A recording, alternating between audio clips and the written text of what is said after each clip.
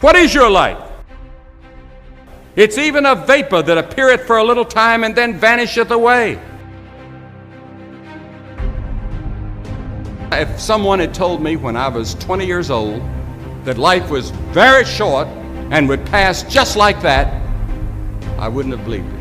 And if I tell you that, you don't believe it either. I cannot get young people to understand how brief life is, how quickly it passes. It seems like yesterday I was in school.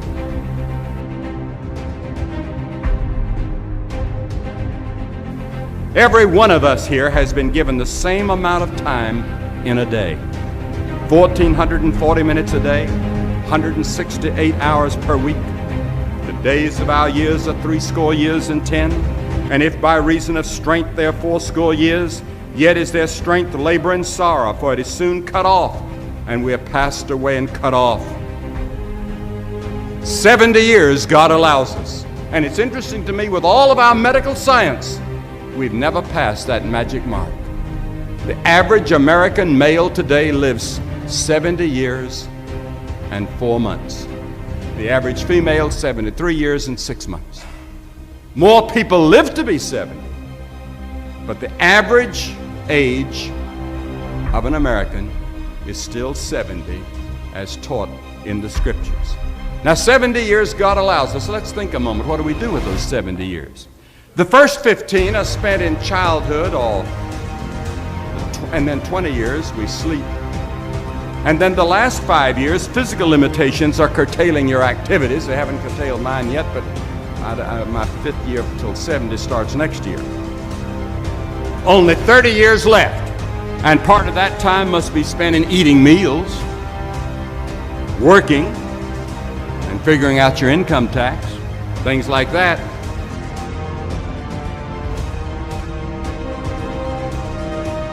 Now is the accepted time. The things we ought to do, the classes we ought to take, the books we ought to read, do it now. The family that needs you, spend more time now. Write that letter home now that you've been meaning to write. Money you ought to give now. Time for study, do it now.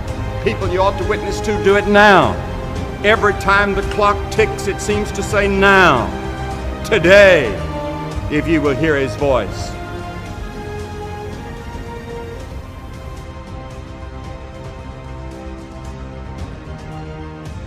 There is the category of problems in life, and it ain't going anywhere. And so the question is, can you deal with the whole category at the same time? That's the thing. That's how to be in the world, is to deal with that category all at the same time.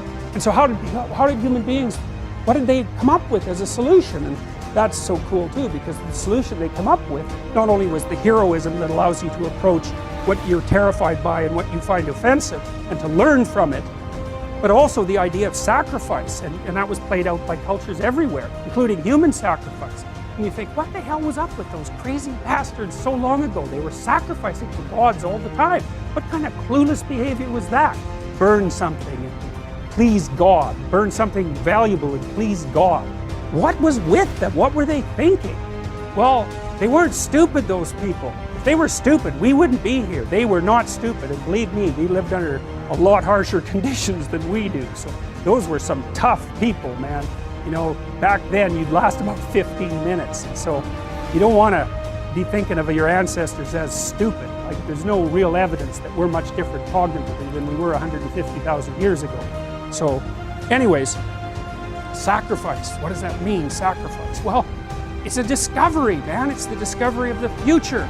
It's like the future is actually the place where there is threat.